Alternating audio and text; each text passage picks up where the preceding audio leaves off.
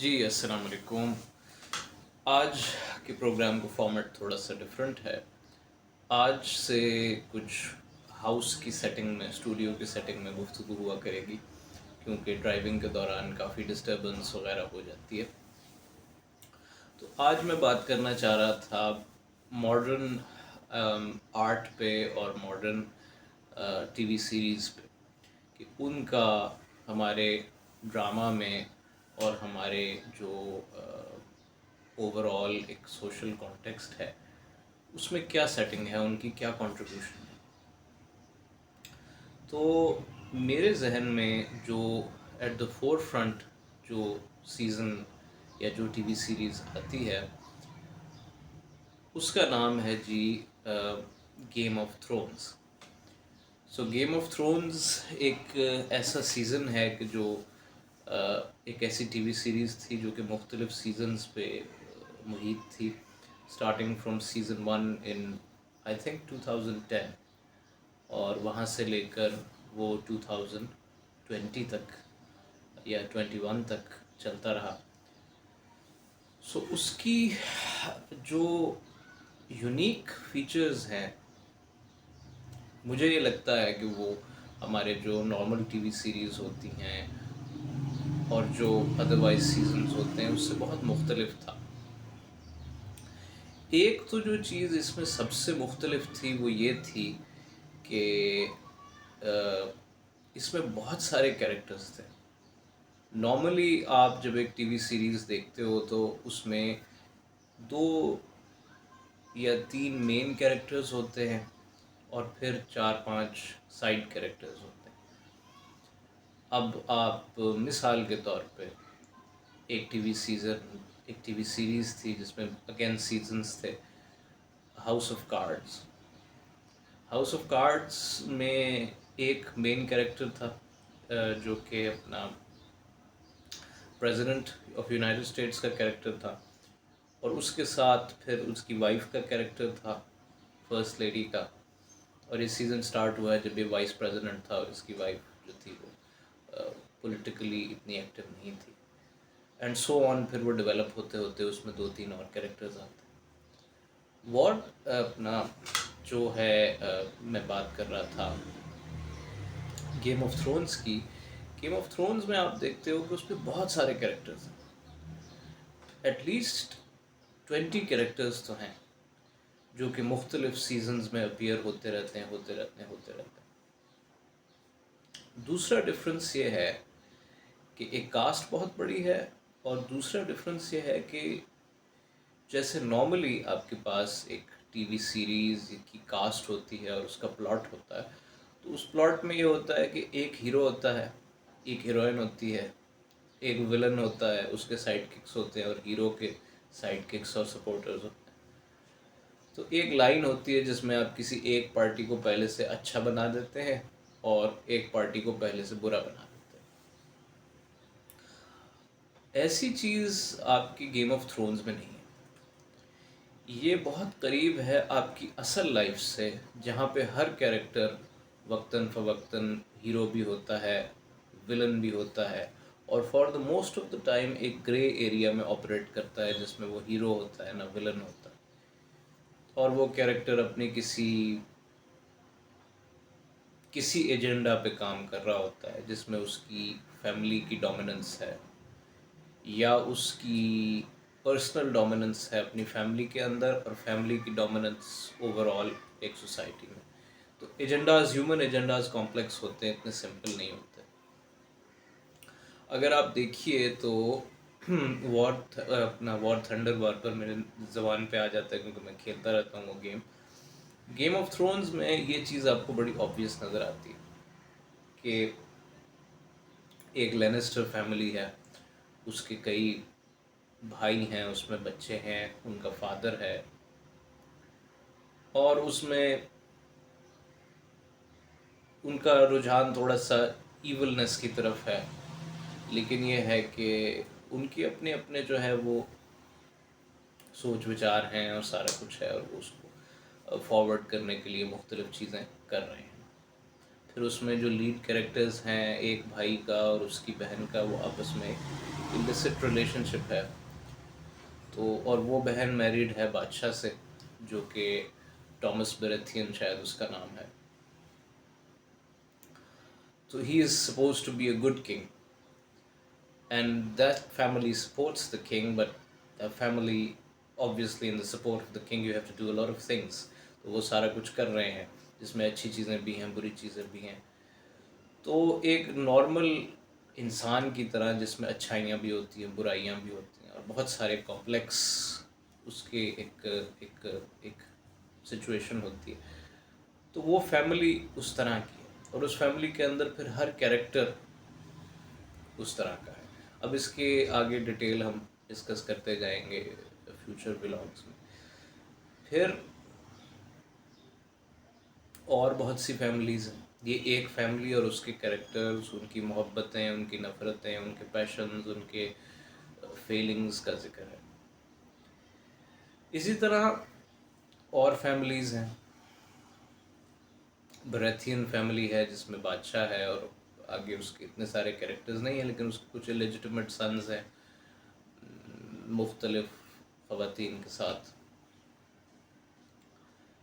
फिर उसके बाद आपके पास जो एक मेन फैमिली आती है, उसकी सपोर्ट में, मुझे उसका नाम अब जहन में नहीं है, लेकिन ये है कि वो उसको एक और ग्रुप है जो बादशाह को सपोर्ट कर रहा है, और उसका जो सरबराह है, he is the main peacekeeper, और the main, you can say, second of the king. और उनकी फैमिली जो है वो, इट इज़ समवॉट एक अच्छे कैरेक्टर के तौर पे उनको प्रेजेंट किया गया है।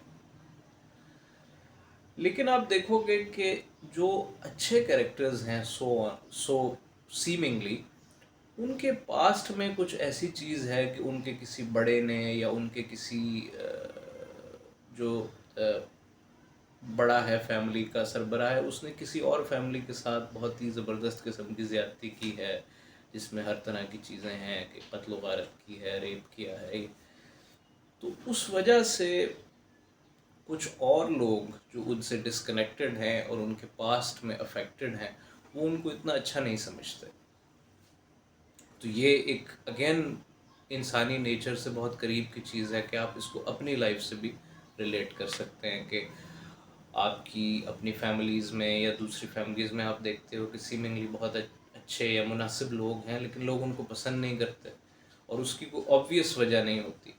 उसकी वजह हिडन होती है इन देयर पास्ट, कि उनके किसी बुज़ुर्ग ने इनके किसी बुज़ुर्ग के साथ कोई ज़्यादती की, कोई पैसा मार लिया, कुछ कर लिया। तो उस कॉन्टेक्स्ट में वो चीज़ आपको थोड़ी बहुत जस्टिफाइबल नज़र आती है। तो ये चीज़ आप उस सीज़न में देख सकते हो। तो ये एक बड़ी उसकी इंटरेस्टिंग चीज़ है कि जैसे आपकी ऑर्डिनरी लोगों की लाइव्स हैं, वो लाइव्स उसमें भी नज़र आती हैं, झलकती हैं। अच्छा, एक और चीज़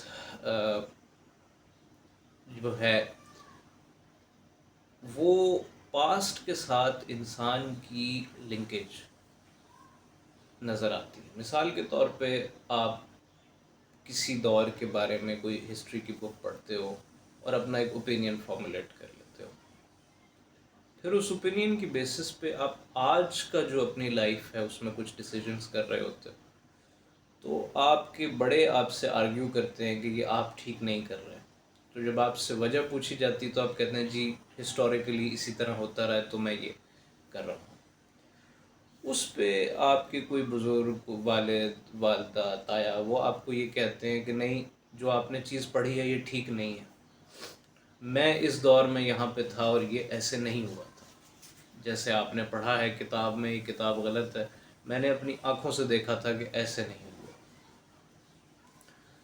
ये फैक्टर आपको उस सीज़न में नज़र आता है, उस टीवी सीरीज़ में, कि जनाब कुछ ऐसा हुआ जिसके बारे में मारूफ राय ये है कि जी इस तरह हुआ था, फ़लाने बादशाह ने फ़लानी फैमिली के साथ बहुत जुल्म और ज़्यादती की थी। और कुछ लोग ऐसे हैं जो कि बुज़ुर्ग हैं, जो कि प्रीस्ट हैं उस दौर के, और उस किसी फोर्ट्रेस की चर्च में सर्व कर रहे हैं, तो वो कहते हैं कि नहीं, हमने अपनी आँखों से देखा था, ऐसे नहीं हुआ था, ये कॉन्कॉक्टेड स्टोरी है, जो हुआ था वो उसके बिल्कुल बरक्स था। तो ये एक बड़ी इंटरेस्टिंग, अगेन रियल लाइफ की एक एक झलक आपको नज़र आती है कि आपकी रियल लाइफ में भी ऐसे होता है।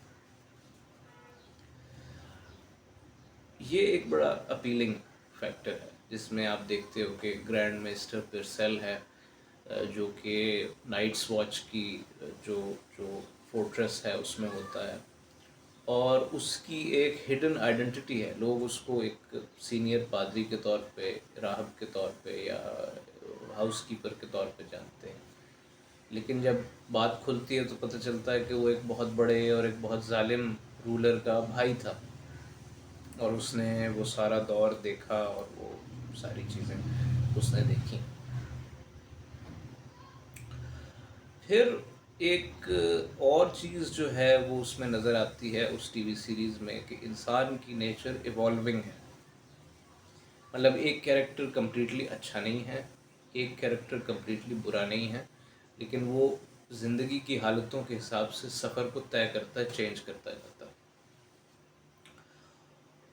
तो उसमें एक ड्रैगन क्वीन का कैरेक्टर है कि एक लड़की का जो कि उस ड्रैगन किंग की डिसेंडेंट्स में से है, और उसको एज अ स्लेव बेच दिया जाता है अपने हुस्न की वजह से। उसका भाई उसे बेच देता है किसी एक जंगली, आप कह लीजिए, होर्ड को, उनके बादशाह को, और फिर वो उसकी उससे वो जो बादशाह होता है वो उस होर्ड का वो उससे शादी कर लेता है,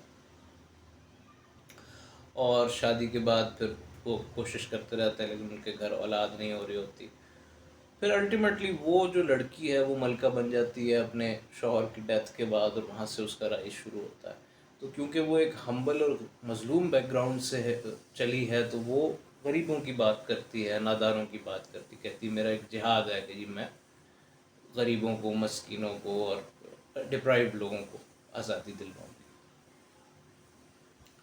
लेकिन आप देखते हो कि आहिस्ता आहिस्ता जिस तरह वो हिस्ट्री अपनी में से मूव कर रही है, तो वो ख़ुद भी एक अपने एजेंडा को अचीव करने के लिए बहुत ज़्यादा एग्रेसिव और बहुत ज़्यादा शदीद होती जाती, शिद्दत आती जाती है उसकी टैक्टिक्स में, और वो फिर अल्टीमेटली ख़ुद एक ज़ालिम सरबराह के तौर पे सामने आती है। मिसाल के तौर पे आपने देखा उसमें कि जी वो एक जगह पे कब्ज़ा करती है जहाँ सब उमरा हैं, उन्होंने ग़ुलाम रखे हुए हैं, तो वो उन उमरा को पकड़ के उनको सूली दे देती है, और सड़क के साथ साथ जो है वो सूलियाँ लगी हुई हैं जिस पे उनकी डेड बॉडीज़ उन्होंने ठोकी हुई हैं उस पर। तो ये एक उसमें मंजर, एक सीन है। तो इंसान इवॉल्व करता है। फिर लेटर ऑन जाते जाते अल्टीमेटली आप देखते हो कि उसी जो मलका का आशिक है या जो लवर है वो अल्टीमेटली उसको खुद कत्ल कर देता है, इस वजह से कि वो बहुत ज़्यादा ख़तरनाक और बहुत ज़्यादा एक इस तरह का कैरेक्टर बन रही होती है। तो ये भी एक इंटरेस्टिंग सी चीज़ है। एक और बात जो मैंने देखी, लास्टली इसको देख लेते हैं, वो ये है कि इस टीवी सीरीज़ में जितने भी कैरेक्टर्स हैं और इसका जो प्लॉट है वो बहुत ज़्यादा मिलता हुआ है हिस्टोरिकल कैरेक्टर्स से। इंग्लिश हिस्ट्री में स्पेशली इस तरह की चीज़ें हुई हैं जिससे ऑथर ने वो कैरेक्टर्स ड्राइव किए हैं। मिसाल के तौर पे सेसी लेनेस्टर जो है वो लेनेस्टर फैमिली की एक जो बेटी है, और सारा बादशाह की जो है वो वाइफ है, और उसका इलिसिट रिलेशनशिप है अपने भाई के साथ। ये एक इंग्लिश नोबल वुमन है या कोई क्वीन है, उसके साथ मिलता जुलता है इसका वो है सिचुएशन है। इसी तरह एक और फीमेल कैरेक्टर है जिसको मैरी क्वीन ऑफ स्कॉट्स से मिलाया गया है, कि वो मिलता जुलता प्लॉट है। फिर जो ये मंज़र मैंने बताया अनफॉर्चुनेट सा कि सूलियाँ लगी हुई हैं तो उसके साथ साथ, सड़क के साथ साथ, और उस पर जो क्वीन के दुश्मन हैं या उमरा हैं जिस सिटी के उसने कब्ज़ा किया उनको वहाँ सूली दे दी गई। ये मंज़र जो है ये रोमन हिस्ट्री, जो कि लेट रोम का पीरियड है, उनका एक बादशाह था, नीरो कह लें थे, नीरो या I am not sure Tiberius था या नीरो था।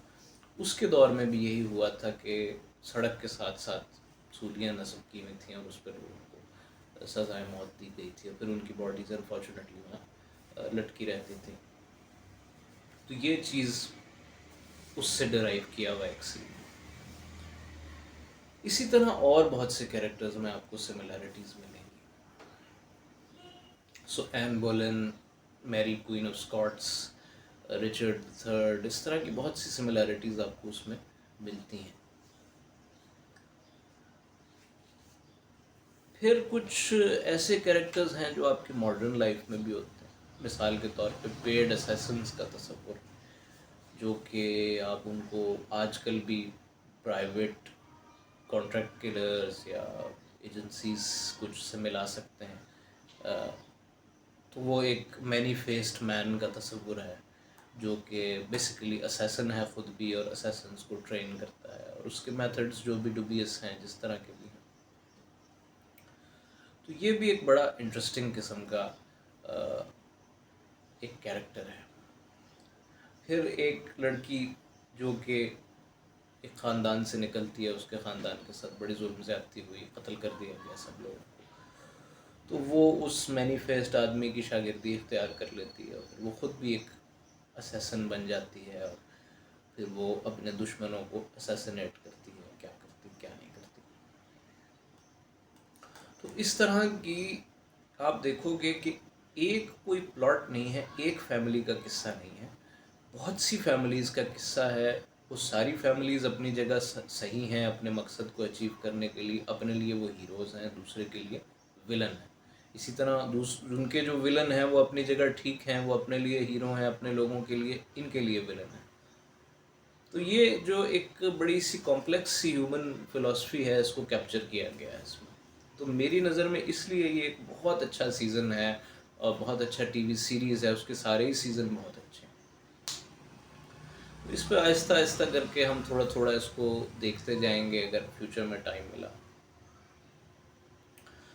तो उसमें कुछ सिंबलिज़म भी है, बहुत ज़्यादा सिंबलिज़म भी है, हिस्ट्री का टच भी है, और आपकी मॉडर्न जो लाइफ है उसकी भी कुछ ना कुछ सिमिलैरिटीज़ उससे डिराइव की गई हैं।